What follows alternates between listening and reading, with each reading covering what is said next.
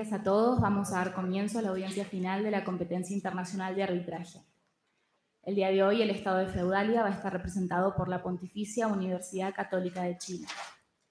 APSA, Constructores Asociados SL, y Chuchusas, representado por la Universidad Peruana de Ciencias Aplicadas. Y es un honor presentarles al Tribunal Arbitral, integrado por Yves Derain, Eduardo Silva Romero y Martín Dou.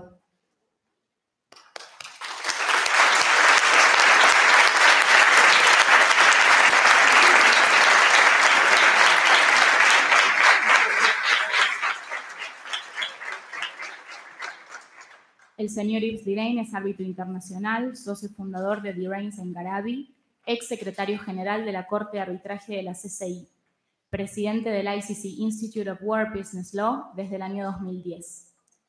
El doctor Eduardo Silva Romero es jefe del equipo de arbitraje internacional de DECAT, experto en arbitraje internacional, ex consejero adjunto, consejero y secretario general adjunto de la Corte Internacional de Arbitraje de la CCI. El señor Martín Dou es Senior Legal Counsel de la PCA, donde se ocupa de asuntos relacionados con América Latina, Península Ibérica, bajo el auspicio de la PCA, así como también en lo relativo a funciones bajo el reglamento de arbitraje de la Comisión de las Naciones Unidas para el Desarrollo Mercantil Internacional. Sin más, cuando estén listos, les doy la palabra al tribunal. Muchas gracias.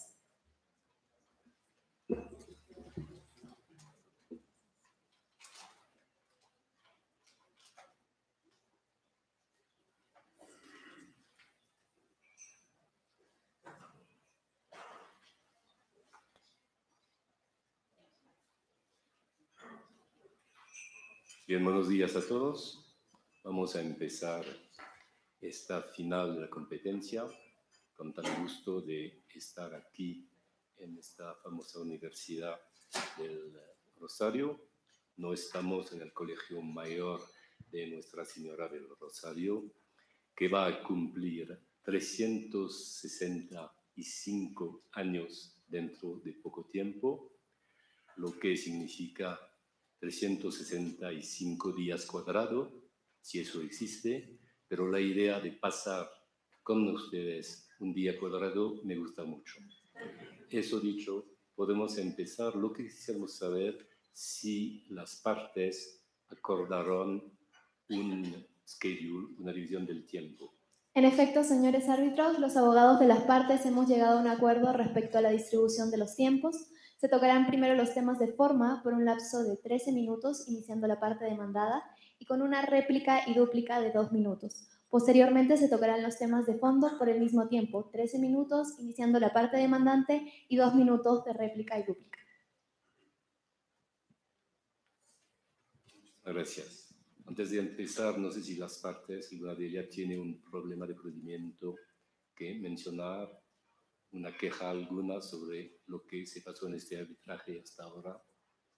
No, señor árbitro, sin embargo, como cuestión inicial, esta parte quisiera presentar ante su honorable tribunal que, de acuerdo a cómo está diseñada la competencia, no hemos tenido acceso a los memoriales de la contraparte, por lo que en el desarrollo de mis argumentos asumiré qué teoría se utilizará para incorporar a las empresas Constructores Asociados y a Chuchusas. ¿Comentario? Ninguno, señor presidente. Estamos de acuerdo. Muchísimas gracias. Si mis colegas no tienen nada que agregar, podemos empezar. Señores miembros del Tribunal Arbitral, tengan ustedes muy buenos días. Mi nombre es Mitzi Longa y mi colega es Hernán Castro y venimos en representación de la empresa Constructores Asociados de Feudalia, en adelante CAPSA. También ejerceremos la defensa de Constructores Asociados SL y de la empresa Chuchusas. Ante este honorable tribunal solicitamos lo siguiente.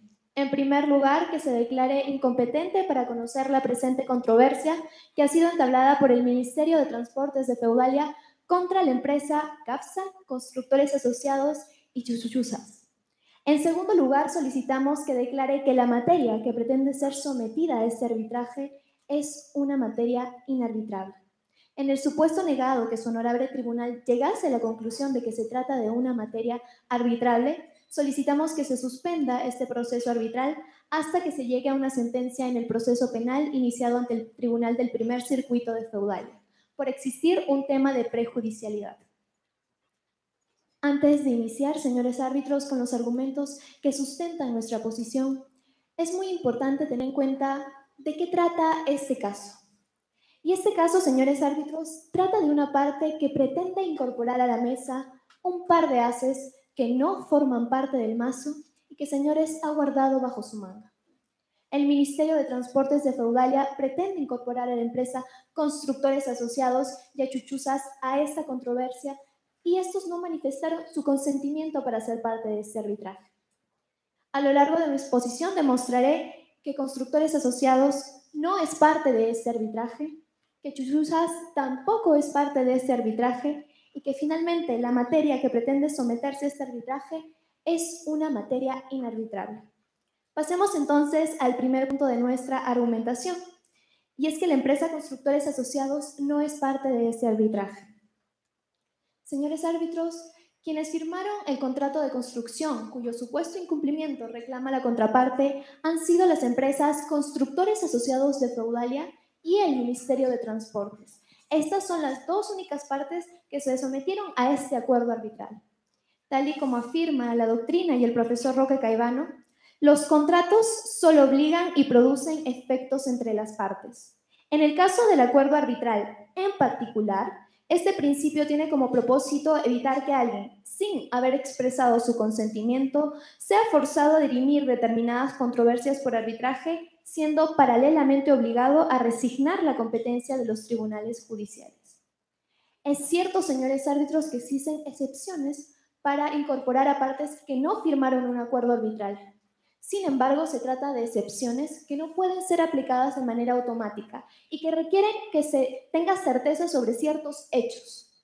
En caso de que la contraparte pretenda incorporar a constructores asociados en base a la teoría del grupo de empresas, demostraremos que esta teoría no es aplicable, porque para su aplicación se necesita que se cumplan dos requisitos. Primero, que exista una efectiva unidad económica y, en segundo lugar, que haya una participación determinante en la celebración, ejecución o rescisión de este contrato, cosa que no ha ocurrido en el presente caso. Respecto al primer punto, que es la unidad económica, ha establecido la doctrina y el profesor Ugarte Vial nos dice que hay ciertos hechos que indican el abandono de las formas societarias, como por ejemplo que las empresas no tengan cuentas bancarias. Sin embargo, señores árbitros, de acuerdo a lo establecido en las aclaraciones de nuestro caso, el numeral 7, página 2, cada una de las sociedades mantenía cuentas bancarias separadas. Otro de los hechos que se utilizan en doctrina es que no tengan las empresas oficinas ni papelería o que compartan oficinas. Sin embargo, señores árbitros, también se ha establecido en estas aclaraciones que durante la ejecución del contrato, CAPSA tuvo oficinas propias en Feudalia. Otro de los puntos es que tengan una identidad de directores o carezcan de un directorio. Sin embargo, en las aclaraciones del caso se ha afirmado que simplemente parte de los directores de constructores asociados son también directores de CAPSA. No hay una identidad o no carecen de un directorio. Pero, señores árbitros, no solamente no existe una efectiva unidad económica, sino que tampoco hay una participación determinante ni en la celebración ni en la ejecución del contrato. Si me acompañan a los hechos del caso, en la página 13 de los hechos del caso se ha establecido que la empresa Constructores Asociados no ha firmado el contrato de construcción, no participó en su celebración. Dice esta última línea, es una precisión, consta que el mismo fue negociado por varios de sus principales funcionarios. Sin embargo, señores árbitros, hay que tener en cuenta ante qué tipo de contrato nos encontramos.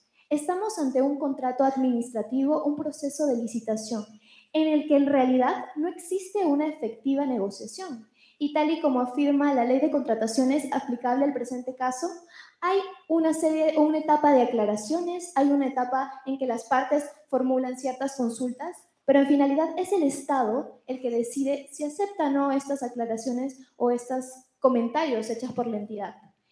Y prueba de ello, prueba de que no hubo una negociación determinante, es que en los mismos hechos del caso y en las aclaraciones se establece que la cláusula número 18 es una reproducción de lo establecido en las bases de la licitación.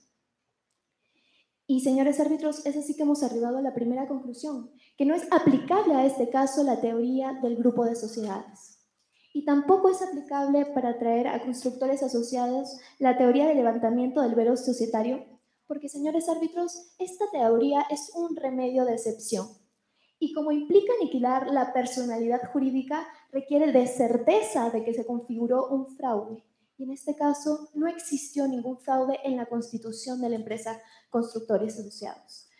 En el caso se ha establecido que en las bases de la licitación, en el numeral 34 se estableció, el propio Estado fue quien estableció que se debía constituir una nueva empresa. No se constituyó con un fin fraudulento, señores árbitros. Y adicionalmente, durante la ejecución de este contrato, la empresa Constructores Asociados ha actuado de manera tal que incluso ha entregado la obra 2 días antes del plazo establecido y ha cumplido, incluso no se pactaron o se pagaron adicionales por la obra. Y es así que hemos arribado a nuestra siguiente conclusión y que tampoco es aplicable al presente caso la teoría del levantamiento del velo societario.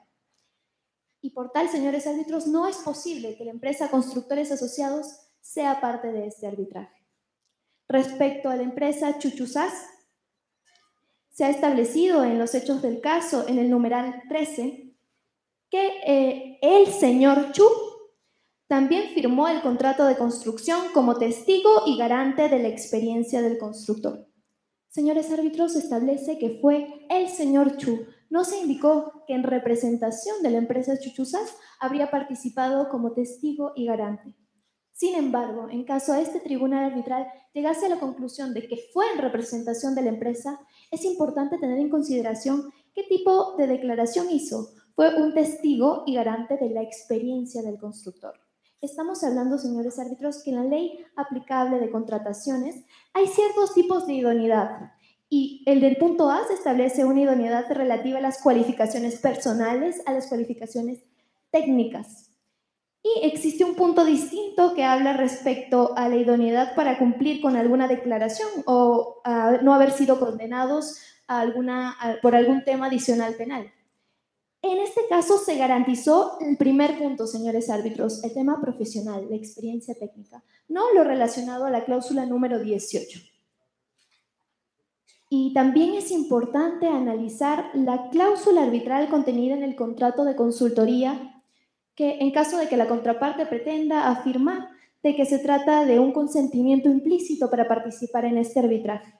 Y es que esta cláusula nos dice lo siguiente: toda desaveniencia que pueda resurgir del presente contrato de consultoría deberá ser resuelta por 3 árbitros nombrados conforme al reglamento de la CPA. Todo arbitraje resultante de esta cláusula podrá ser acumulado con el arbitraje principal que resulte del contrato de construcción.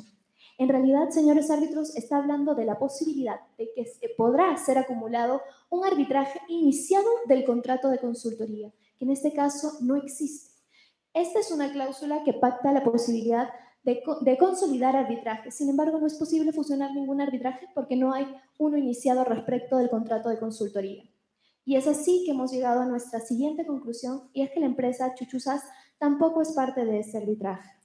Respecto del último punto de nuestra argumentación, la materia que pretende ser sometida a este arbitraje es una materia inarbitrable. Lo que reclama la contraparte es un incumplimiento de la cláusula número 18 del contrato de construcción.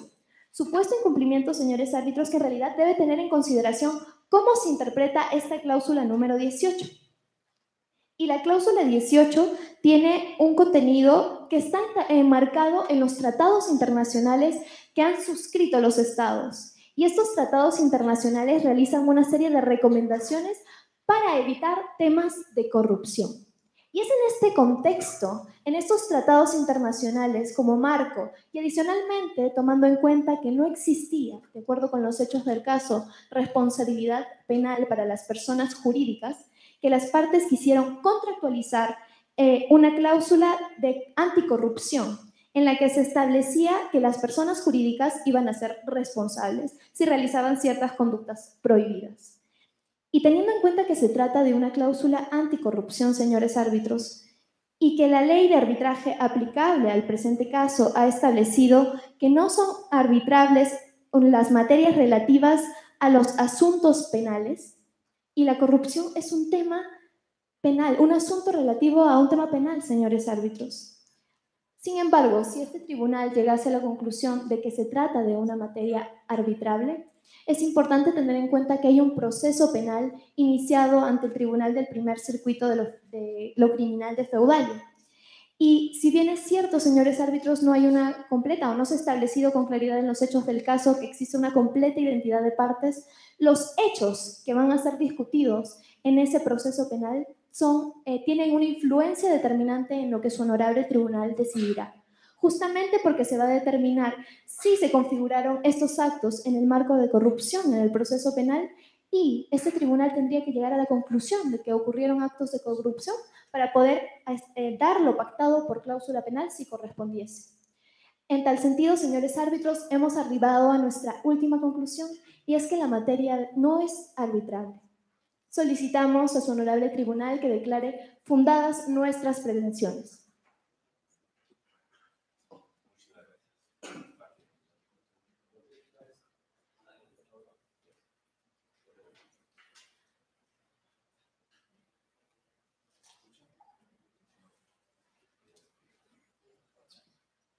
Con la venia, señor presidente. Doctora Longa, yo tengo una pregunta luego de haber escuchado sus argumentos sobre la extensión de la cláusula y la acumulación que está mencionada en la cláusula que usted citó. Y yo entiendo sus argumentos, pero ¿no habría una mejor administración de justicia y mayor economía procesal teniendo un solo arbitraje con todas las partes y todos los temas? Señor árbitro, esta cláusula plantea una cláusula de consolidación, sin embargo, acá no hay un tema o no podría haber un tema de economía procesal porque justamente las partes que se pretenden incorporar no participaron de ninguna manera dentro de este contrato, en el contrato de construcción. Únicamente en el contrato de construcción participaron la empresa Constructores Asociados de Feudalia y el Ministerio de Transportes.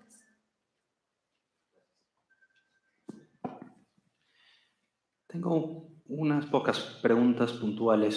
Primero, quería simplemente clarificar que, a su entender, el test que se aplica para el grupo de empresas implica si ha habido alguna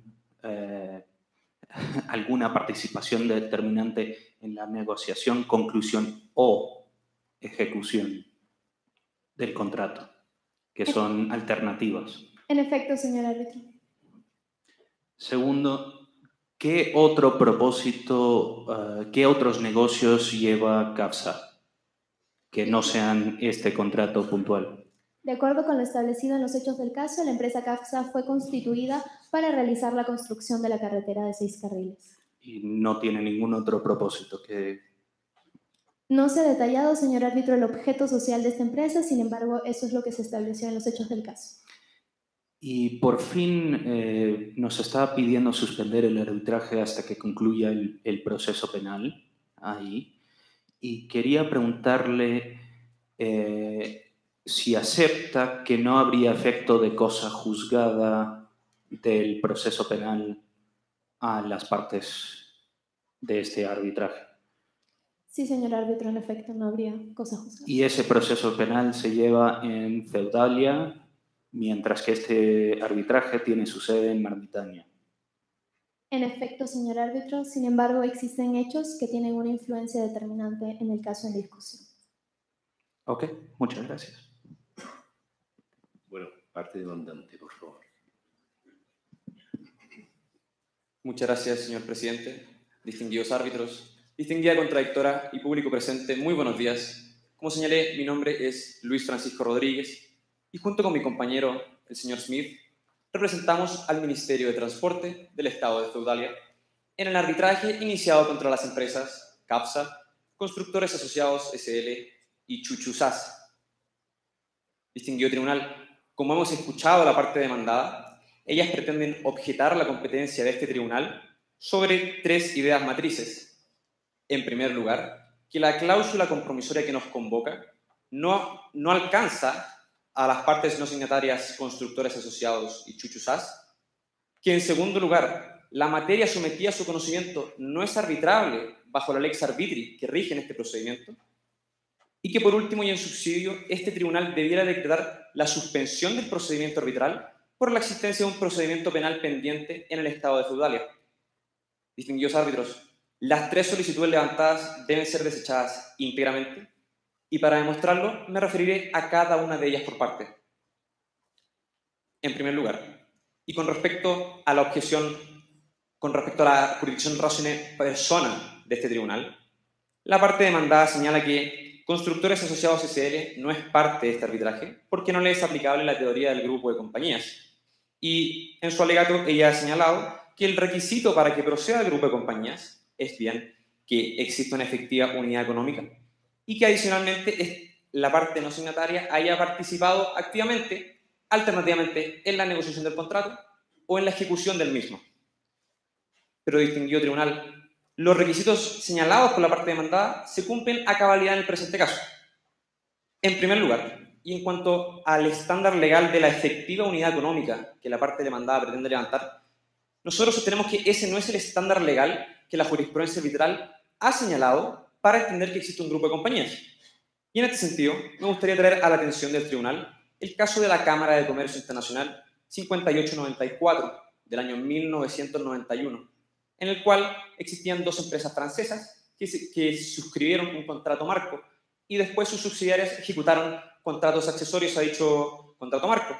Y para determinar que existía un grupo de compañías, en ese caso, entre la matriz y las filiales, le bastó al tribunal arbitral determinar que, si bien las filiales no constituían un sham company, sí operaban bajo un control cercano y siguiendo las instrucciones de la matriz, quienes eran la que realizaba todas las decisiones comerciales y financieras importantes.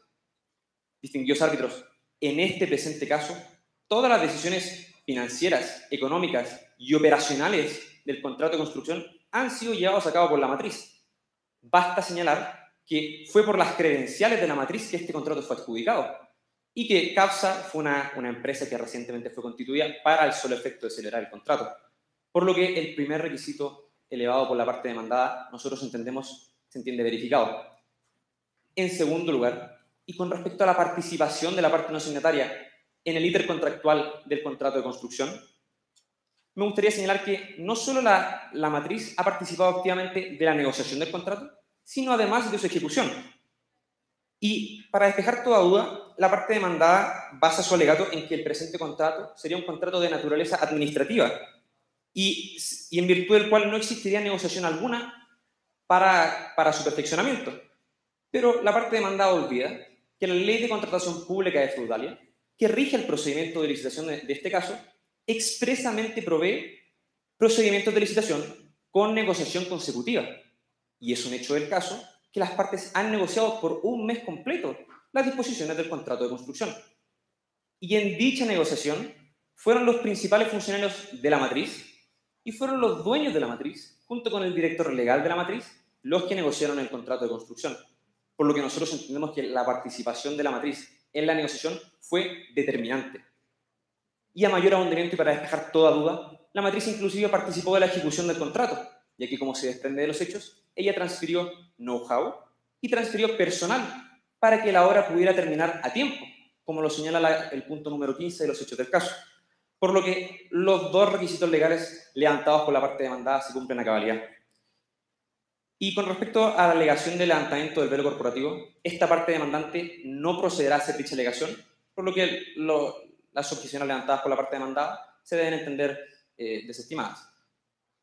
Con respecto a Chuchusas, que es la segunda parte no signataria, la parte demandada señala que el señor Carlos Chu habría firmado el contrato de construcción en calidad de persona natural y que dicha firma no podría ser atribuida a la empresa de consultoría Chuchusas. A mayor ahondamiento, señala que no procedería a la acumulación de arbitrajes a partir de un arbitraje resultante de la cláusula compromisoria del contrato de consultoría, porque, como bien señala la demandada, la acumulación es una institución procedimental y en este caso no existen arbitrajes existentes. Sin embargo, distinguido tribunal, ninguna de dichas objeciones o ninguna de dichas teorías legales fundan nuestra jurisdicción sobre Chuchusas. Por el contrario, nosotros sostenemos que todas las demandadas, es decir, CAPSA, Constructores Asociados y Chuchusas, han acordado someterse a un arbitraje multipartes resultante de las dos cláusulas compromisorias contenidas en el contrato de construcción y en el contrato de consultoría. Y para fundamentar mi alegación me baso en 3 hechos.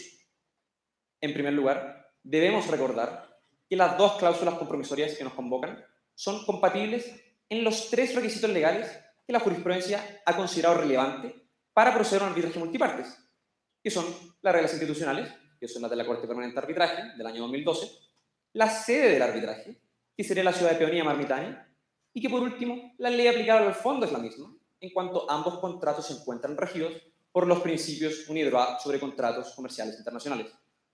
Tanto la doctrina del profesor Brekulakis como la jurisprudencia arbitral en el caso de la Cámara de Comercio Internacional 5989 del año 1981 ha considerado que la concurrencia de dichos requisitos en 2 cláusulas permite desprender un consentimiento de todas las partes a dichas cláusulas a someterse a un único mecanismo de resolución de disputas. Dicha configuración, distinguido tribunal, es por lo demás frecuente en los contratos complejos, no solo de construcción, sino que de infraestructura y de otras industrias. Y así lo refleja las guidelines de la International Bar Association sobre redacción de cláusulas compromisorias internacionales, la cual llama a las partes involucradas en contratos complejos a suscribir cláusulas compromisorias para que se pueda desprender razonablemente un consentimiento de todas a someterse a un mismo arbitraje. Pero no solo son cláusulas compatibles, distinguido tribunal, adicionalmente ambas cláusulas se reconocen y se referencian las unas a las otras. Con respecto al contrato de consultoría, su cláusula compromisoria, en su frase final, hace alusión expresa al arbitraje principal resultante del contrato de construcción, por lo que nosotros entendemos que eso es una referencia a la cláusula compromisoria del contrato de construcción. Y por el contrario, el contrato de construcción también hace una referencia, al menos implícita, a la cláusula compromisoria del contrato de consultoría, en tanto señala que las desavenencias que surjan del contrato, pero que además guarden relación con el mismo, deberán ser sometidas a arbitraje. Y el contrato de consultoría y su cláusula compromisoria son una cuestión que guarda relación con el contrato de construcción. Por lo tanto, los 2 requisitos señalados por la doctrina y por las jurisprudencias citadas avalan que todas las partes han consentido a un único y exclusivo mecanismo de resolución de disputas que abarcará todas las desavenencias que surjan de la relación comercial que une a todas las partes en esta disputa, que es el desarrollo de una autopista en Feudalia. Habiendo señalado todo lo anterior, nosotros reafirmamos la jurisdicción tanto sobre CAFSA, constructores asociados y Chuchusas de este tribunal. Por lo tanto, la primera objeción levantada debe ser desestimada íntegramente.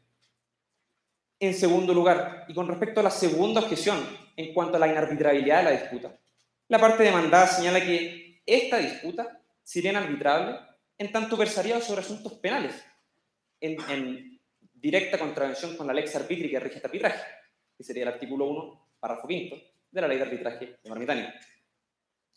Pero la misma parte demandada ha reconocido que las partes en el contrato de construcción han querido contractualizar la prohibición de los actos de corrupción, por lo que inclusive siguiendo la lógica de la parte demandada, esta sigue siendo una disputa de naturaleza contractual, plenamente disponible de las partes y por tanto arbitrable bajo la lex arbitri.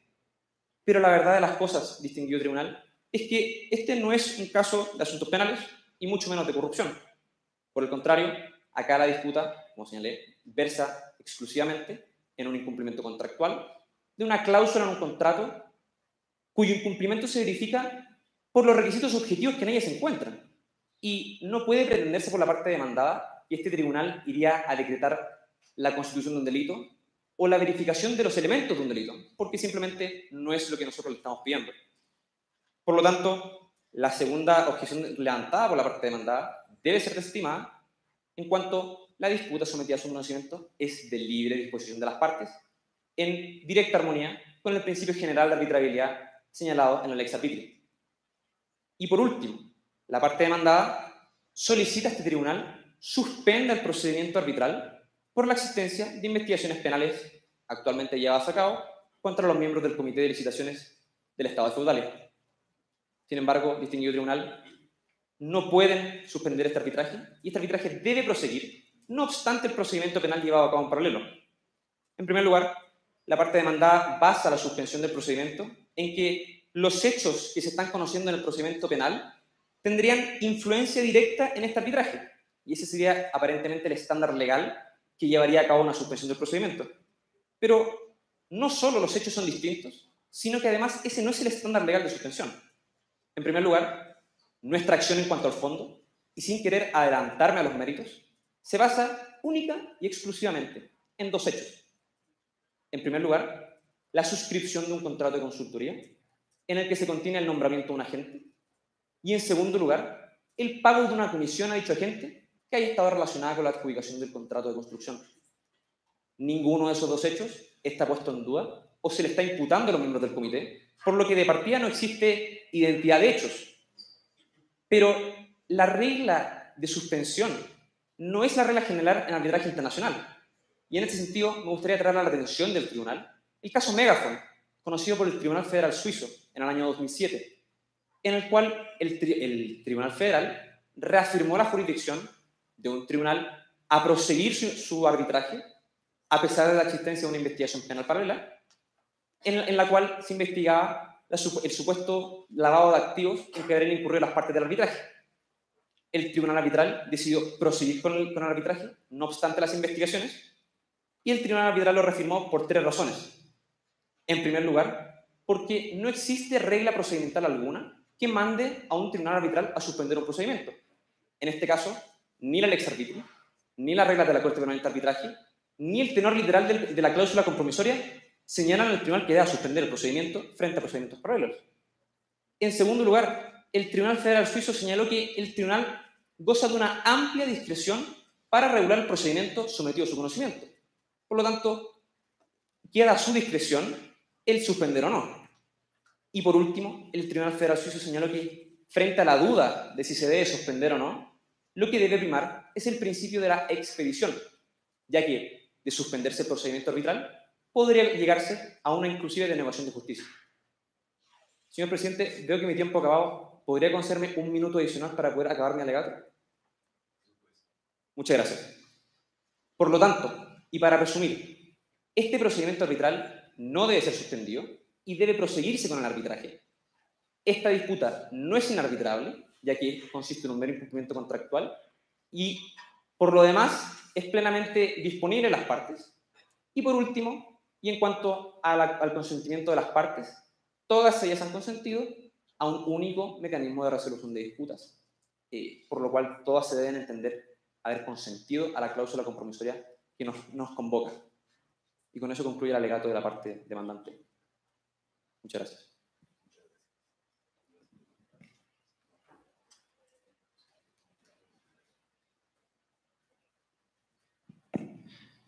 Sí, una primera pregunta.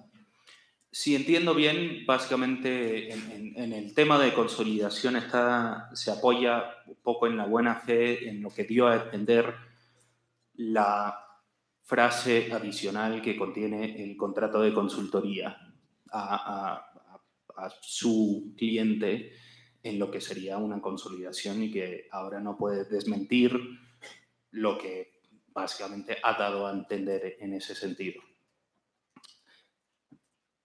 Si me podría confirmar, supongo, antes de continuar. Efectivamente, señor árbitro, parte de nuestro argumento se basa en dicha expresión, acoplado a la compatibilidad de cláusulas, a la existencia de un grupo de compañías entre las suscriptoras de uno y otro contrato, y por el hecho de que ambos contratos atienden a una misma finalidad comercial, que es el desarrollo de la disputa. El desarrollo de la construcción, perdón. Ok.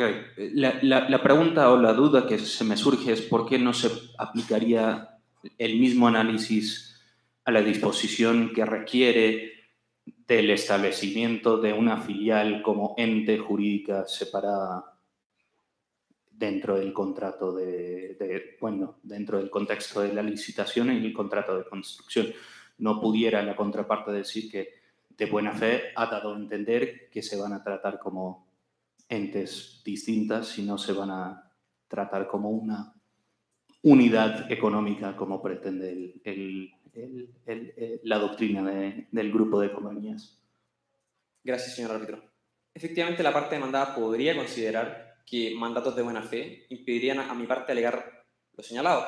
Sin embargo, La buena fe en nuestra lectura dicta lo contrario, porque el contrato de construcción surge de un procedimiento de licitación que fue adjudicado a la matriz y que en virtud de sus credenciales y de su experiencia fue adjudicado.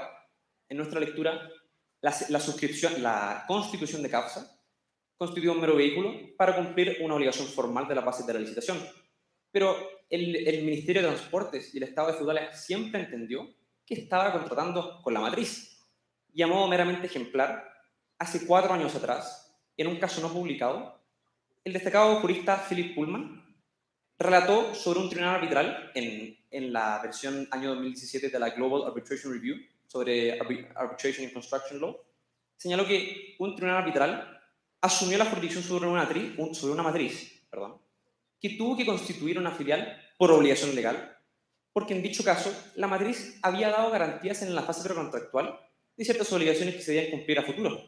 Y en nuestra lectura, esas garantías sí se dieron en el presente caso, porque cuando la adjudicataria presentó su propuesta al procedimiento de licitación, implícitamente aceptó las bases de la licitación, que incluían una cláusula 18 unívoca a la del contrato de construcción. Sin embargo, como se desprende del 18 del caso, la matriz la incumplió, aunque eso es parte de los méritos.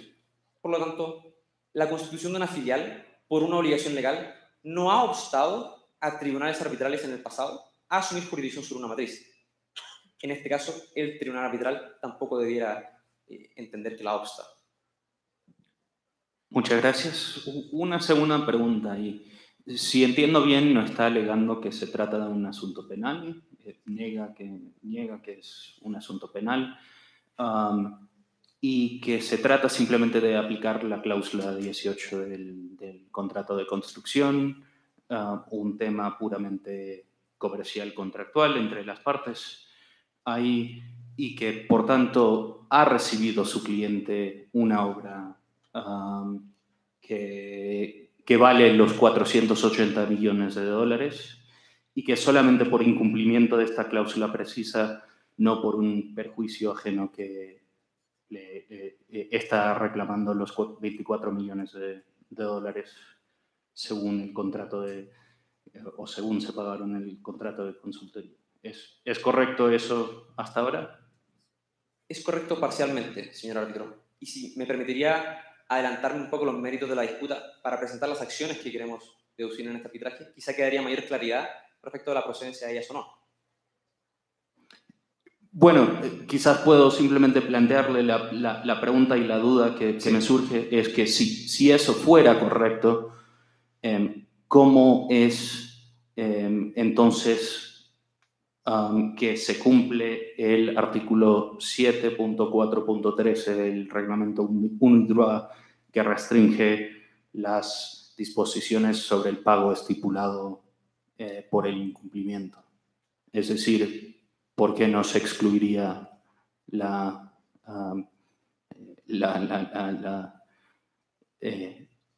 controversia contractual por ese medio, sino por la inarbitrabilidad?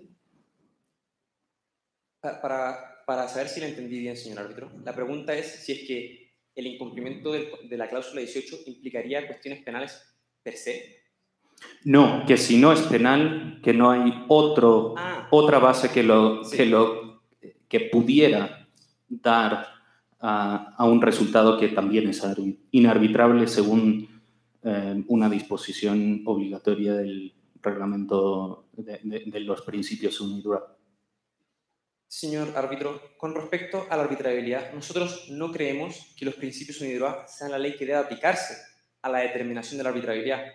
Por el contrario, la arbitrabilidad debe ser regida por la lex arbitri de este arbitraje, y ella misma, en su artículo primero, párrafo quinto, regula la procedencia o no de ciertas disputas.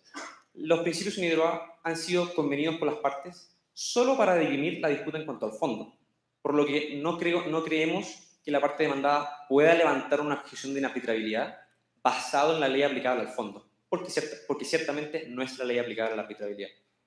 Entonces, si entiendo bien, su respuesta es que, en fin, es un tema de fondo. Es un tema de fondo, señor árbitro. Ok.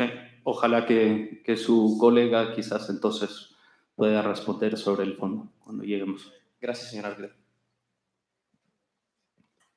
Hola, venia, presidente. Doctor Rodríguez, yo tengo una pregunta sobre el último tema que han discutido las partes, tiene que ver con esta potencial litispendencia en razón de la existencia de un proceso penal en Feudalia. Y mi preocupación, o mis dos preocupaciones, donde querría que usted me diera la posición de sus representadas, son las siguientes. Primero, yo creo que este tribunal arbitral no tiene los mismos poderes investigativos que podrá tener el juez penal en Feudalia y me preocupa personalmente que, dada esa diferencia de poderes investigativos, puede haber decisiones contradictorias entre este tribunal y el juez de Feudalia sobre hechos que tienen que ver con la corrupción. Me preocupa en especial el punto que se encuentra en el párrafo 19 del caso,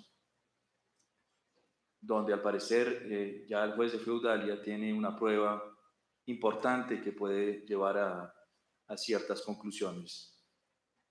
Entonces quisiera que usted me dijera si no habrá una mejor administración de justicia en el fondo y una mejor economía procesal, que como ya entenderán es mi preocupación general. Al suspender el arbitraje durante un tiempo, no conocemos qué tan rápida es la justicia de Feudalia, pero normalmente la justicia penal es rápida, por razones obvias. ¿No valdría la pena esperar a que los jueces penales nos digan algo antes de continuar con el conocimiento de este asunto? Gracias, señor árbitro. En nuestra lectura, las investigaciones penales llevadas en Feudalia no podrían fundar, en primer lugar, una litispendencia respecto a este procedimiento, pero tampoco podrían llevar a la existencia de sentencias contradictorias. En primer lugar, y con respecto a la litispendencia, debemos recordar que el procedimiento penal, e inclusive la acción civil llevada a cabo en el procedimiento penal de Feudalia, dice relación con ciertas partes, ciertos hechos y ciertos daños. Ninguno de los tres son idénticos en ambas causas. Por lo que, de partida, no se cumplen los requisitos básicos de litispendencia de las jurisdicciones civiles, ya que en dicho caso se investigan a los miembros del comité de licitaciones y acá se investigan a personas jurídicas que en forma alguna podrían tener responsabilidad penal en el Estado de Feudalia, según las aclaraciones del caso. Tampoco son los mismos hechos, señor árbitro, porque nuestra disputa, nuestra acción en cuanto al fondo, se basa única y exclusivamente en la existencia del contrato de consultoría, que no puede ser puesta en duda en este arbitraje, y en el pago de una comisión a Chuchu Sass en cumplimiento de dicho contrato. Nosotros no vemos cómo la parte demandada podría atribuir dichos hechos a una conducta delictual de los miembros del comité de licitaciones, los cuales hipotéticamente estarían siendo perseguidos por un caso de cohecho, según la ley penal de Feudalia. Por lo tanto, y a mayor ahondamiento, señor árbitro, los daños que se exigirían en este arbitraje y en dicho arbitraje son distintos por lo demás, ya que en este arbitraje lo único que se busca es deducir del precio del contrato un monto que garanta la comisión, mientras que en dicho arbitraje, aún en cuanto a la acción civil, los daños son distintos, porque si nos ponemos a hipotetizar nuevamente sobre los daños que se le estaría exigiendo a los miembros del comité, podrían ser los beneficios percibidos por ellos, por las acciones imputadas, o cualquier otra retribución que haya sido beneficio del Estado y que por la obra maliciosa de ellos haya sido desviada a su patrimonio personal, ninguno de los cuales forma parte de los daños que nosotros pretendemos resarcirnos. Nosotros solamente queremos resarcir un incumplimiento contractual que se verifica por dos supuestos objetivos que en este caso se han cumplido. Y con respecto a la administración de justicia y el hecho de que ésta se vería mejor cautelada por suspender este procedimiento, tampoco creemos que eso sea cierto. En primer lugar, el contrato de construcción y el contrato de consultoría atienden a un mismo proyecto comercial, están insertos dentro de una misma relación jurídica. Y es frecuente que en contratos o en proyectos complejos existan más de dos partes y ciertamente más de dos contratos. Y la mejor solución en esas situaciones, como lo señala la doctrina de Jane Jenkins en su libro The International Construction Arbitration Law, la mejor solución y la más eficiente es que todas las desavenencias que surjan de dicha relación se ventilen en una sola sede. En este caso, la sede principal, pivotal de este proyecto es la sede arbitral.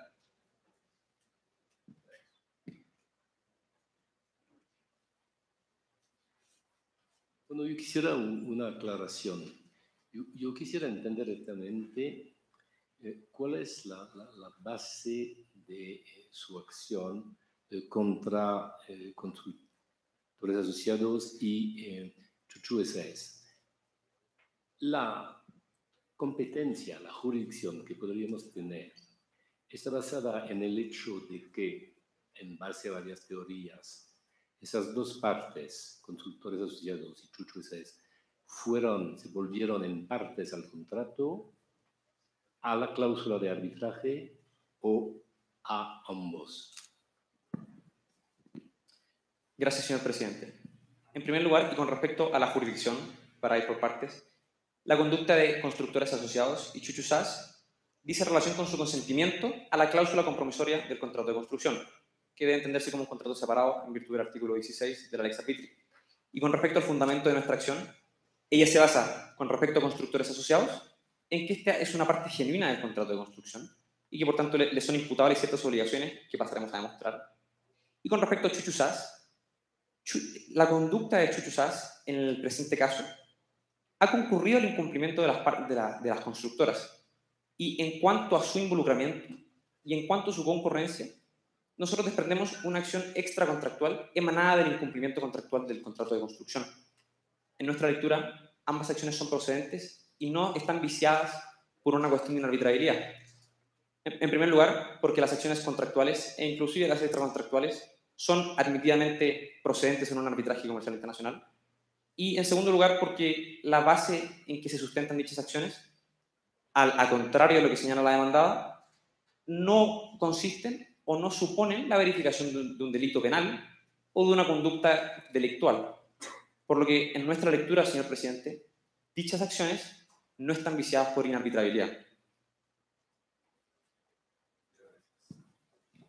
Bien. Tienen 2 o 3 minutos. Muchas gracias. La contraparte, señores árbitros, ha afirmado que en este caso existe un grupo de compañías y que pretende aplicar dicha teoría, la teoría del grupo de compañías. Sin embargo, esta parte no ha negado, es evidente de los hechos del caso, que se trata de una matriz y su filial. Pero no es lo único que se debe tener en consideración para aplicar esta teoría. Y el profesor Jean-François Poudret ha afirmado que uno de los criterios a tomar en cuenta es la protección de expectativas legítimas de la otra parte. Es decir, que si el Estado hubiera creído que siempre se trataba de constructores asociados, eso se protegería. Sin embargo, señores árbitros, eso no es así de los hechos del caso. Si me acompañan a los hechos del caso, el numeral 4 establece que el Comité de Licitaciones de Feudalia era la entidad pública y responsable de organizar y adjudicar la licitación.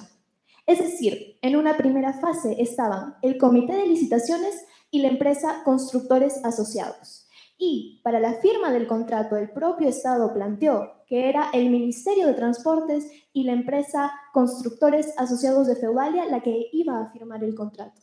Y prueba de ello, que nunca quiso que esté en este contrato, es que pidió que se constituya una garantía, y se establece eso en el numeral 13, pero que la constituya una persona natural y no previó incluir a la parte de constructores asociados. En tal sentido, solicitamos que se declaren fundadas nuestras pretensiones.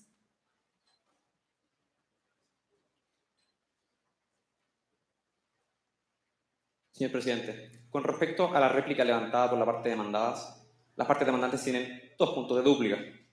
En primer lugar, la parte demandada señala que el grupo de compañías no procedía en este caso y cita una doctrina que señala que lo que debe protegerse en estos casos son las legítimas expectativas de las partes. Pero, distinguido tribunal, la legítima expectativa del Ministerio de Transporte era que la matriz estuviese obligada por el contrato de construcción. Por lo pronto, la filial constituida tenía un capital manifiestamente insuficiente para poder desarrollar una obra de 480 millones de dólares. Y por lo demás, la parte demandada señala que el Ministerio nunca quiso incluir a la matriz en el contrato de construcción, pero que eso no solo no es cierto, sino que incluso la matriz se entendía obligada por el contrato de construcción. Y, distinguido tribunal, si los puedo dirigir al hecho número 7 del caso, en ella se contemplan las definiciones del contrato de constructoría, el cual fue suscrito por constructores asociados. Y en dichas definiciones se define el contrato de construcción como el acuerdo celebrado entre el Estado de Feudalia y el adjudicatario de la licitación. Es decir, constructores asociados, el adjudicatario se entendía obligado por el contrato de construcción en sus relaciones privadas. Por lo tanto, las objeciones de la parte demandada deben ser desestimadas y debe decretarse que este tribunal goza de jurisdicción no solo sobre constructores asociados, sino que sobre chuchuzas y que la disputa es plenamente arbitrable. Muchas gracias, señor presidente. Gracias. ¿Otra pregunta? Yo tampoco. Bien, pasamos a la fase de mérito y la demandante. Muchas gracias, señor presidente. Distinguido tribunal, muy buenos días. Mi nombre es Salvador Smith e intervengo en esta audiencia en representación del Ministerio de Transportes del Estado de Feudalia en el ejercicio de una acción de resarcimiento que tiene por objeto dejar indemne a mi representada por los perjuicios ocasionados por CAPSA, Casel y Chuchuzas. Como ya ha sido demostrado precedentemente por mi compañero, el señor Rodríguez, este panel posee plena y sana jurisdicción para conocer la presente disputa.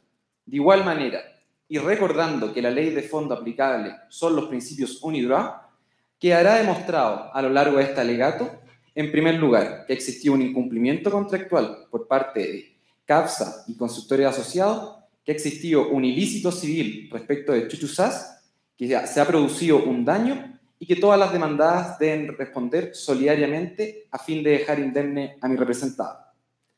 Respecto al primer argumento, es menester, con la venia de este tribunal, analizar hechos relevantes que hoy nos convocan. Así, tenemos una empresa, Casel, que en el marco de un proceso de licitación constituyó una empresa filial, CAPSA, la cual es meramente instrumental para efectos de la suscripción del contrato de construcción. Pero anterior a esto, y a sabiendas de su incompatibilidad, celebró un contrato de consultoría con un tercero, Chuchuzas, quien recibe un pago por parte de los constructores en directa contravención con la cláusula 18 presente tanto en las bases de licitación como en el contrato de construcción mismo.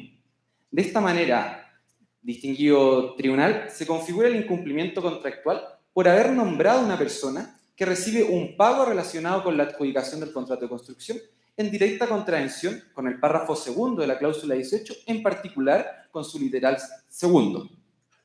Pero anterior a esto, es necesario señalar que la cláusula 18 corresponde a una típica cláusula incluida en este tipo de contratos, no agent, no commission, que según la doctrina calificada del profesor Gallard, corresponden a las cláusulas en las que se especifica que no ha mediado nombramiento de persona, agente alguno, y que no se ha dado pago de comisión alguna.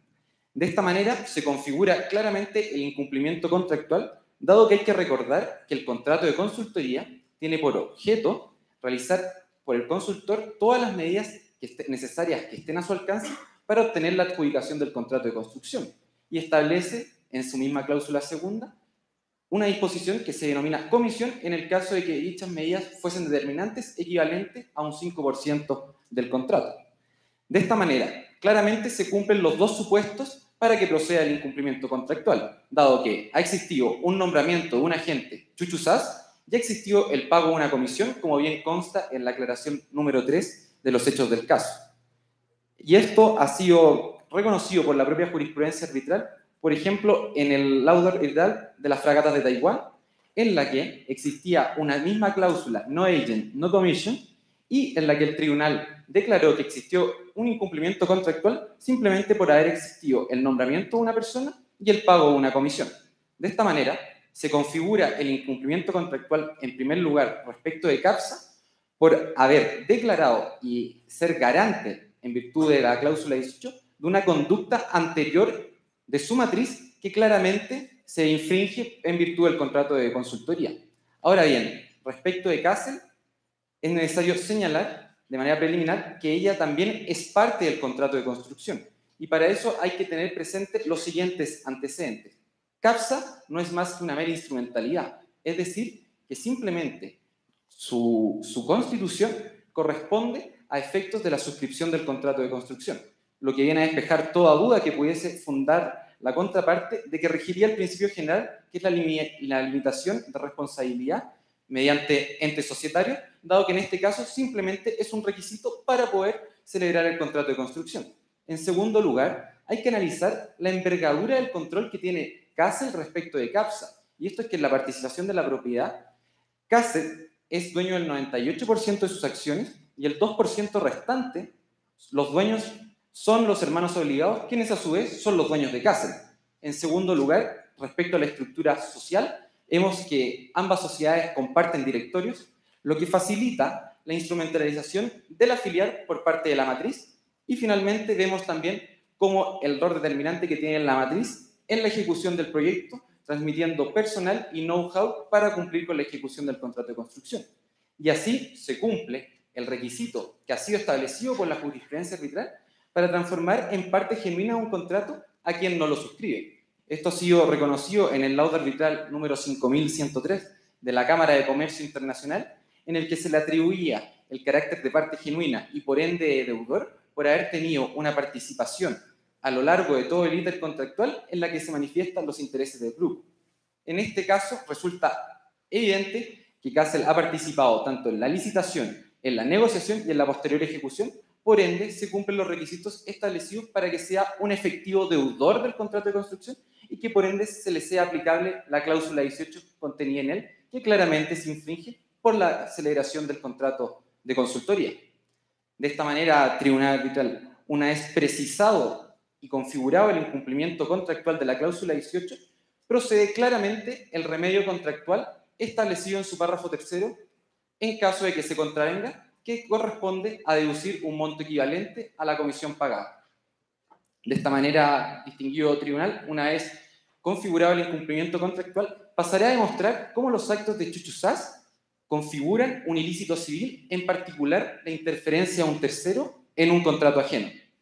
De manera preliminar, hay que tener presente que el contrato, como ha sido ratificado por la doctrina del profesor Angelo Falsea, en cuanto a hechos jurídicos, forma parte del ordenamiento jurídico. Y es en aplicación de este principio que se conoce el efecto reflejo de los contratos, como ha sido definido por el profesor Luis Díaz Picasso, que, dado que el contrato forma parte del ordenamiento jurídico, puede producir cierta eficacia respecto de terceros. Y es en aplicación de este principio que surge lo que la doctrina del profesor Palmer ha denominado que la interferencia a un contrato por un tercero, dificultando su ejecución, causa un perjuicio que debe ser reparado. En este caso, este tribunal debe declarar que Chuchusas ha interferido en un contrato ajeno, dado que, en primer lugar, ha suscrito un contrato que es incompatible con el deudor de la cláusula 18 y dicha suscripción ha sido con conocimiento de su incompatibilidad. En cuanto al primer requisito, claramente resulta evidente que Cassel ha suscrito un contrato con Chuchusas, el contrato de consultoría, que por su tenor literal es claramente incompatible con la cláusula 18. Y dicha suscripción se realiza con conocimiento previo de su incompatibilidad, dado que consta que Chuchusas conocía las bases, dado que participó y presentó la oferta del contrato de construcción, y que además nuevamente concurre a la firma del contrato de construcción como testigo y garante, donde se contiene la reiteración de la prohibición contenida en la cláusula 18. De esta manera, distinguido tribunal, configurado la interferencia de un tercero en un contrato ajeno, corresponde ahora demostrar cuál es el daño que se produce por dicha interferencia. El daño se traduce efectivamente en un detrimento en el patrimonio de mi representada, dado que significa que ella ha pagado un sobrecosto por la construcción de la autopista, que es fundamental para todos sus ciudadanos, dado que Cassel siempre tuvo presente dentro de su matriz de costos la celebración del contrato de consultoría. Y esto se evidencia en que anterior a la presentación de su oferta, celebró este contrato de consultoría y además el contrato de consultoría solamente tenía derecho a la comisión en el caso de que las medidas fuesen determinantes para obtener la adjudicación del contrato de construcción. De esta manera, claramente, el perjuicio que sufre mi representada es haber pagado un precio mayor por un contrato que pudiese haber obtenido por una cifra mucho más baja. De esta forma, configurado el daño que se produce por el actuar de Chuchusas, tenemos claramente que las tres demandadas concurren a un mismo daño y se configura lo que la doctrina ha denominado una obligación insoluble, que en casos en los que exista problemas de atribución de responsabilidad en el grado en cómo concurren a un mismo daño, la solución que adopta el ordenamiento jurídico es que todas las partes que causan ese daño deben responder solidariamente a fin de dejar indemne a la víctima. Así, claramente tenemos que las 3 demandadas concurren un mismo año y deben responder solidariamente del monto equivalente a la comisión pagada, que ha sido una evaluación anticipada de los perjuicios ocasionados tanto por el incumplimiento contractual y por la interferencia de un tercero en un contrato ajeno. De esta manera, honorable tribunal, y a modo de conclusión, claramente tenemos por las 3 demandadas un claro atentado contra la buena fe, el cual no puede quedar indemne amparado en meras formalidades. Es por esta razón y que por un imperativo de justicia, este tribunal debe declarar que ha existido un incumplimiento contractual por parte de CAPSA y constructores asociados, que ha existido un ilícito civil respecto de Chuchu Sass y ordenar a las demandadas a reembolsar un monto equivalente al de la comisión pagada y condenarlas a las costas emanadas de este procedimiento arbitral. Muchas gracias.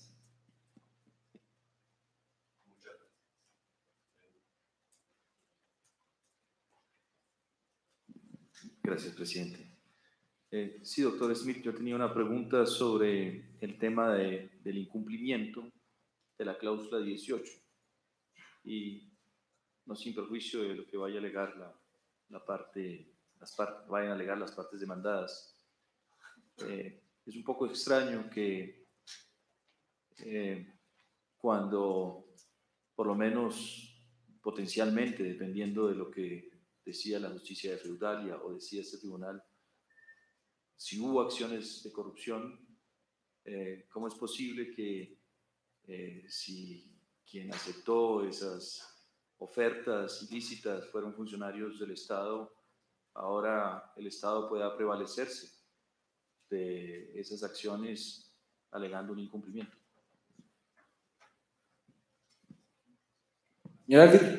Señor árbitro, en primer lugar, nuestra pretensión se basa simplemente en los supuestos de haber nombrado una persona que recibe una comisión, pero sin tener en cuenta que pudiesen haber mediado favores que pudiesen ser catalogados por la sede penal como el ilícito de corrupción. Pero además hay que tener presente que los funcionarios no actuaban en virtud de su capacidad oficial cuando recibían los favores o regalos supuestamente ofrecidos por Chuchu Sass, dado que al no actuar en virtud de su capacidad oficial, en caso alguno pueden obligar al Estado de Feudalia y por ende no existiría problema en ejercer esta acción en esta sede.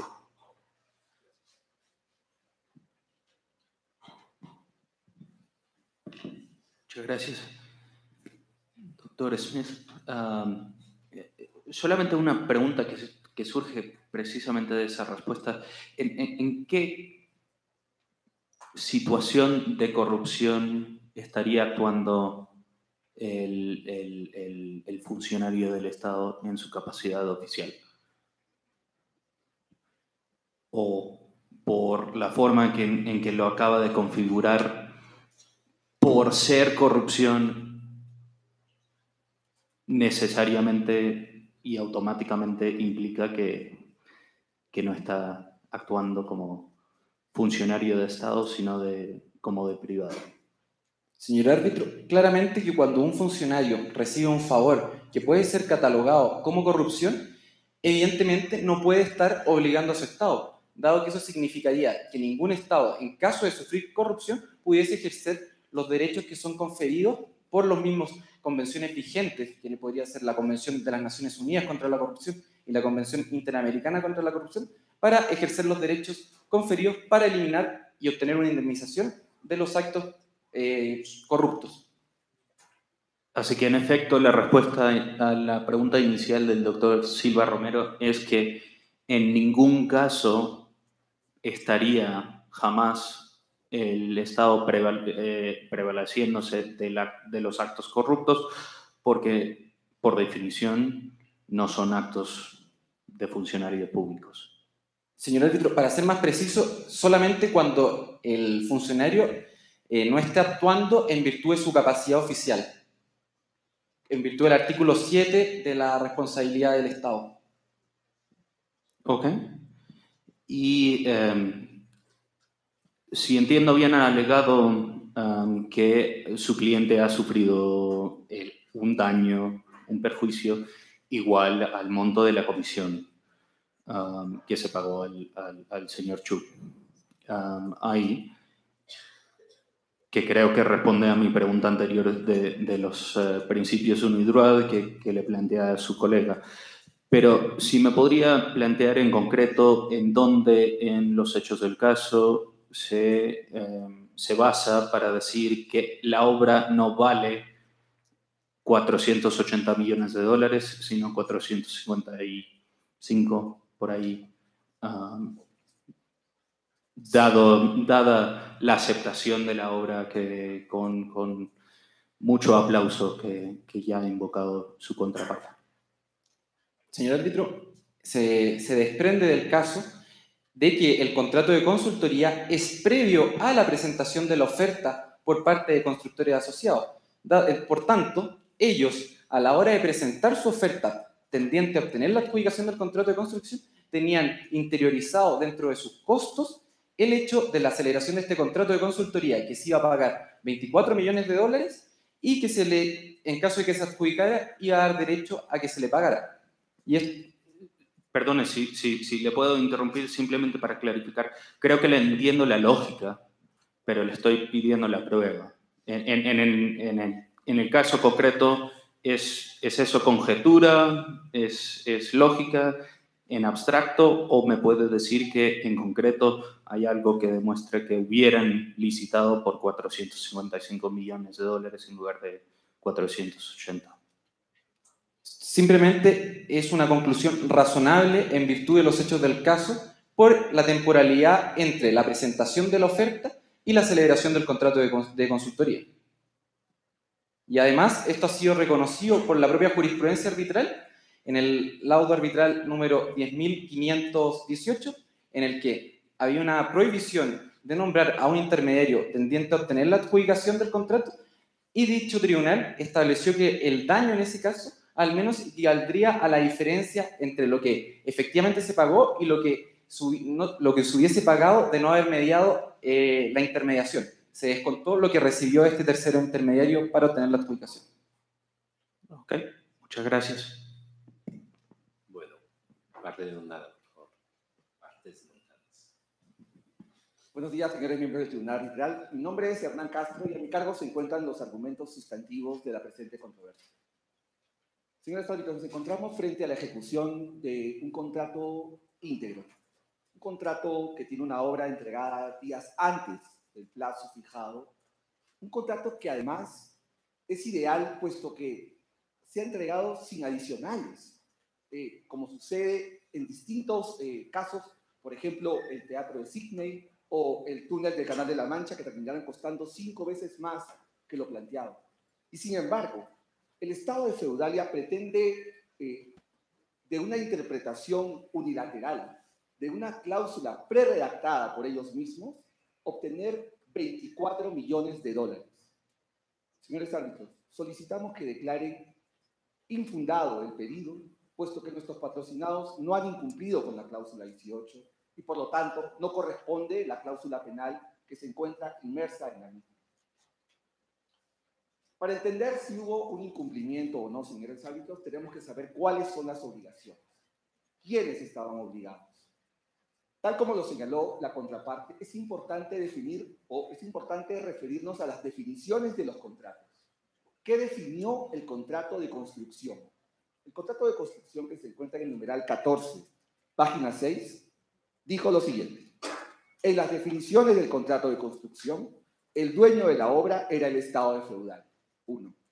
A través de su Ministerio de Transportes. Y 2. El constructor era CAPSA. No se ha determinado y no puede ser oponible a alguien más, tal porque esta cláusula fue preredactada por el propio Estado. Por lo tanto, señores árbitros, extenderle obligaciones a constructores asociados o a Chuchu SAS, cuando de la redacción o de la lectura de la cláusula 18 no es posible que se entienda que Chuchu SAS se contrató a sí mismo. ¿Qué es lo que ha realizado entonces los representantes de la contraparte? Lo que se encuentra realizando es una interpretación literal, pero no una interpretación literal de toda la cláusula 18, sino una interpretación literal de un extracto de la cláusula 18. Y me permito leer la misma para comprender por qué es riesgosa la interpretación literal de la misma. El segundo párrafo señala lo siguiente. El constructor declara bajo la gravedad del juramento y garantiza que, primero, no ha empleado o retenido de alguna manera a una empresa o a una persona diferente de sus empleados para solicitar o asegurar la adjudicación de este contrato. Y dos, no ha nombrado a un agente o representante o cualquier otra persona que ha recibido o vaya a recibir una comisión, un porcentaje o cualquier otra remuneración relacionada con la adjudicación de este contrato. Señores árbitros, nuestra profesión de abogados nos permitiría tranquilamente colaborar o asistir con una compañía internacional en su proceso de solicitar una adjudicación. Si esta cláusula se interpretara de manera literal, un abogado tendría que el valor de la comisión pagada o el valor de los honorarios pagados al abogado debería ser entonces considerada como un incumplimiento del contrato. Y por lo tanto los honorarios pagados al abogado deberían ser considerados entonces como el pago que se le debe resarcir. Y en el supuesto planteado por la contraparte, este presupuesto o este costo del abogado debería incorporarse como un presupuesto del total de la obra y por lo tanto la obra no hubiera costado 480 millones, sino debería haber costado 480 millones menos el valor de los honorarios del abogado.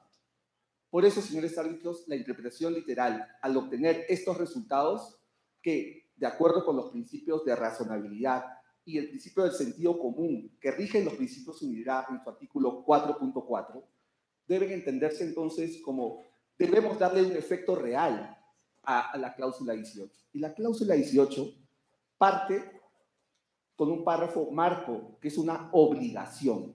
¿Cuál es esa obligación?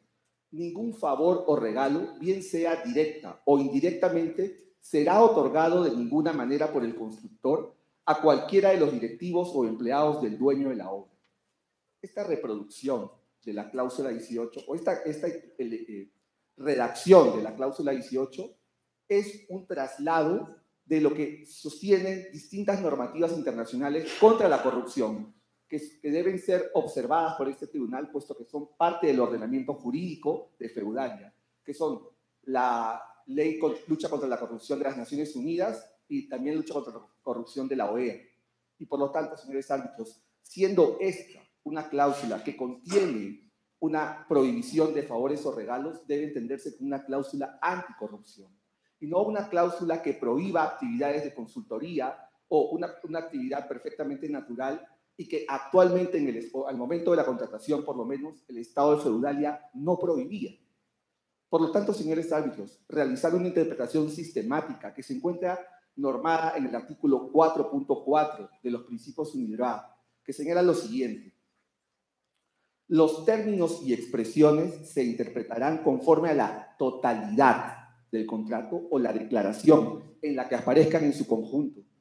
Aislarlas correría riesgo de ir, como he comentado previamente, contra la razonabilidad y contra el sentido común. Por lo tanto, señores árbitros, no se puede pretender que el propio objeto del contrato de consultoría se configure como un incumplimiento. Pero además, más allá de que esto pueda entenderse o no como una cláusula anticorrupción, mis patrocinados no han incumplido con la cláusula 18. Y no han incumplido, señores, porque a continuación, para determinar si existió un daño o no, tenemos que analizar los elementos del mismo. Y el primer elemento que tenemos que analizar es cuál es el comportamiento de las partes. Comenzaré con el comportamiento del Estado. Según el numeral 11 de los hechos del caso, el Estado de Feudalia preparó un informe por medio de su Contraloría General que determinó que la mejor oferta técnica y financiera fue la de nuestro patrocinado. De 4 postores, nuestro patrocinado obtuvo, no por corrupción, no por contratar con un tercero, lo obtuvo porque el propio Estado determinó que era la mejor oferta técnica y financiera. Pero no solamente eso, señores árbitros. El Estado siempre entendió que la cláusula 18 está asociada a actos de corrupción. Y en el numeral 20 de los hechos del caso se afirma lo siguiente. Nuevamente, la Contraloría General de Feudalia llegó a la conclusión de que serios actos de corrupción habían sucedido en este caso e instruyó al Ministerio de Transporte a comenzar un arbitraje con el fin de ejercer los derechos incluidos en la cláusula 18 del contrato de construcción. El Estado siempre entendió que la cláusula 18 era una cláusula anticorrupción. Y es importante, señores árbitros, entender que además funcionarios de primer nivel como los ministros, participaron de escenas que ofreció el señor Chu por Chuchu SAS con el objeto del contrato de consultoría para informar las cualidades técnicas y económicas de nuestro patrocinado. Y en ese sentido, los propios funcionarios, al observar que existía una actividad de lobby o una actividad de gestión de intereses, pudieron, sin problemas, de entender que se estaba incumpliendo la cláusula 18, puesto que esa es la afirmación que realiza la contraparte. El propio Estado señala que estas contrataciones de un tercero, de un gestor, de un agente, estaban prohibidas. Y sin embargo, 8 de sus funcionarios participaron en esas actividades. Ellos, con sus propios actos, nos dieron a entender que la cláusula 18 no podía ser jamás comprendida como una cláusula que prohíbe la gestión de terceros, la consultoría con terceros para solicitar o adjudicar los contratos. En ese sentido, no es posible entender que existe un incumplimiento. Pero si eventualmente, señores árbitros, lo que estuviera en juego fuera las actividades que realizaron, tales como el préstamo, el ofrecimiento de los palcos o las cenas, ninguno de esos comportamientos que aparecen en los hechos del caso puede ser considerado como un incumplimiento, y pasaré a afirmar por qué ninguno de ellos puede serlo. La cláusula, a diferencia del tráfico de influencias, precisa que acá se debe entender como incumplimiento no el ofrecimiento, sino solo el otorgamiento, es decir, la recepción efectiva de ese supuesto favor o regalo. Pues en los hechos del caso se señala que lo que se realizó con los palcos no fue un otorgamiento, sino un mero ofrecimiento. Por lo tanto, esta actividad no configura como incumplimiento. En segundo lugar, las cenas, como hemos manifestado, durante las cenas participaron los propios funcionarios del Estado de primer nivel, y no puede señalarse que estos fueron fuera del marco de sus acciones, puesto que los hechos del caso señalan que las cenas fueron realizadas con el objeto de realizar informes sobre cuál era la capacidad de nuestro patrocinado. Finalmente, en cuanto al préstamo, el préstamo se configuró en el momento en el que la hija de un ministro estaba enferma de cáncer, una niña de 11 años, y se realizó un préstamo. Y independiente del marco humanitario que podría existir en el mismo, la cláusula 18, porque es esto lo que se debe ocupar, si se incumplió o no, debemos entender si se otorgó o no se otorgó un favor o regalo. ¿Qué dice la Real Academia Española como favor o regalo? Lo equipara a la dádiva. Y la dádiva siempre se entiende como entregada, nunca como devuelta. Y los hechos del caso han precisado que el dinero prestado por la enfermedad de la niña ha sido retornado a nuestro patrocinado. Y no se sabe además si este fue realizado a nombre de título personal o a nombre de Chuchu SAS. Por lo tanto, señores árbitros, ni las afirmaciones planteadas por la contraparte, ni aquellas que se encuentran elaboradas dentro del informe de Carlos Chu a consultores asociados configuran incumplimiento. No analizaré el resto de elementos de la responsabilidad ni contractual ni extracontractual, puesto que ha quedado comprobado que ningún comportamiento ha configurado un incumplimiento. Muchas gracias.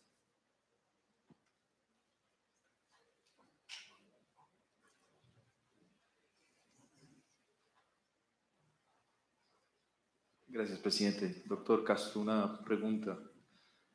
Asumiendo, como usted lo alega, que la cláusula 18 no es aplicable, ¿no existen principios que podrían pertenecer al orden público internacional en caso de que se comprueben hechos de corrupción, en este caso, que le permitan, por ejemplo, a este tribunal anular el contrato de oficio?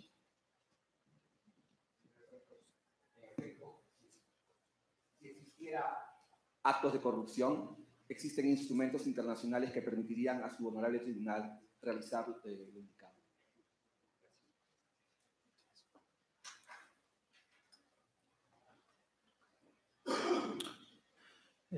Doctor Castro, solamente una pregunta que es, ¿en qué critica la lógica económica de la contraparte de que no hubiera su cliente bajado el precio si no estuviera pagando esos 24 millones de dólares. Voy a utilizar un hecho del caso y no una lógica. Lo que dice el numeral 11, página 4, es que Contraloría en un informe determinó que la mejor propuesta técnica y financiera. Revisó, por lo tanto, el propio Estado un análisis para determinar que, en efecto, la propuesta más barata era la de nuestro patrocinado. Pero ahí no sería cierto que se estaría ahorrando, como dijo la contraparte, de los 24 millones de dólares y, por tanto, pudiera haber ofrecido la misma oferta a nivel técnico y lo demás por menos dinero. Señores árbitros, para poder hacer la tortilla hay que romper los huevos. Lo que no es posible para cualquier inversionista, se deberá entender siempre que realizará inversiones y ha realizado una inversión con un consultor, como cualquier compañía de construcción lo realiza con un experto arquitecto, con un arquitecto o un ingeniero, perdón. Hay que invertir para poder obtener las ganancias. Gracias. En un momento usted se refirió a la tal cláusula como una cláusula penal. ¿Podría elaborar un poco? Señores árbitros, hemos contestado que, en efecto, la cláusula 18 contiene esto a partir de la propuesta realizada por la contraparte. La contraparte señala que se debe indemnizar por 24 millones de dólares, por supuesto que la tercera parte de la cláusula así lo señala. Por eso es que hemos contestado que se refieren a una cláusula penal.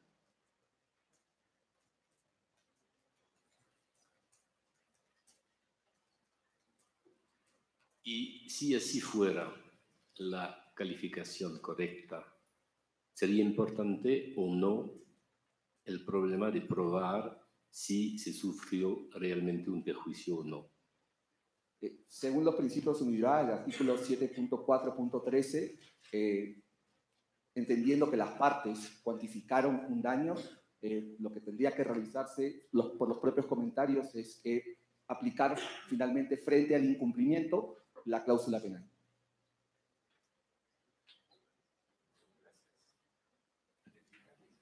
Muchas gracias, señor presidente. Dado que la contraparte no se ha pronunciado acerca de la existencia de un nombramiento y el pago de una comisión, ni tampoco ha refutado la interferencia de un tercero en un contrato ajeno, la parte demandante tiene 2 puntos de réplica. En primer lugar, la contraparte pretende hacer una interpretación para escaparse de sus obligaciones contractuales. Y es que la cláusula 18 no requiere que se produzcan actos de corrupción. Y es precisamente lo que la doctrina calificada del profesor Gallard ha establecido, que las cláusulas no agent, no commission, precisamente la utilidad que tienen dichas cláusulas es evitar el debate acerca del licitud o ilicitud del intermediario. Y en segundo lugar, cita el Hechos 20, pero cita solo la parte que conviene, dado que, en primer lugar, hay que tener presente que la Contraloría es un órgano independiente al Ministerio de Transporte del Estado de Feudalia, y en segundo lugar, la última frase de dicho hecho dice: con el fin de ejercer los derechos incluidos en la cláusula del contrato de construcción, donde claramente el derecho contractual es que no haya existido un nombramiento y el pago de una comisión. Y finalmente, realiza una interpretación que nos llevaría a que no produzca efecto alguno, y hay que tener presente que el artículo 4.5 de los principios manda interpretar los términos de un contrato en el sentido de que produzcan efectos antes de crear los efectos. Muchas gracias.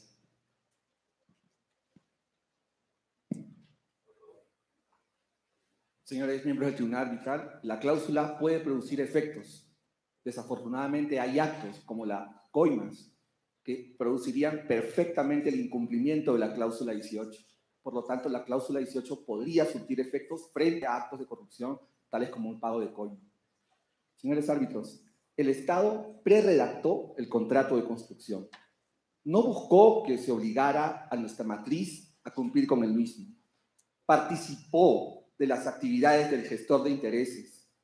determinó que la cláusula 18, según el numeral 20 de los hechos del caso, sea una cláusula que contenga actos de corrupción. Finalmente pide una indemnización de $24 millones por una obra que ha sido entregada días antes, por una obra que ha sido calificada por ellos mismos como técnica y económicamente la mejor, por una obra que no cuenta con adicionales, como desafortunadamente muchos actos de corrupción suceden. Por tal motivo, señores árbitros, solicitamos que declaren infundadas las pretensiones del Estado de Feudal. Muchas gracias. Bien, muchas gracias. Damos este acto como terminado y vamos a deliberar.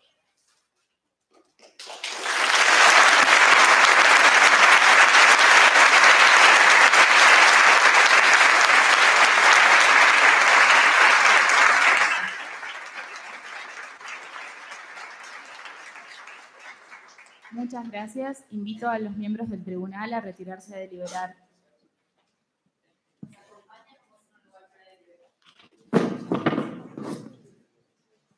Antes de deliberar, y como lo hago normalmente al fin de una arbitraria, yo quisiera agradecer a los abogados presentes y a los que no se ven, que han hecho un trabajo muy grande, muy importante y que nos impresionó mucho. Muchas gracias.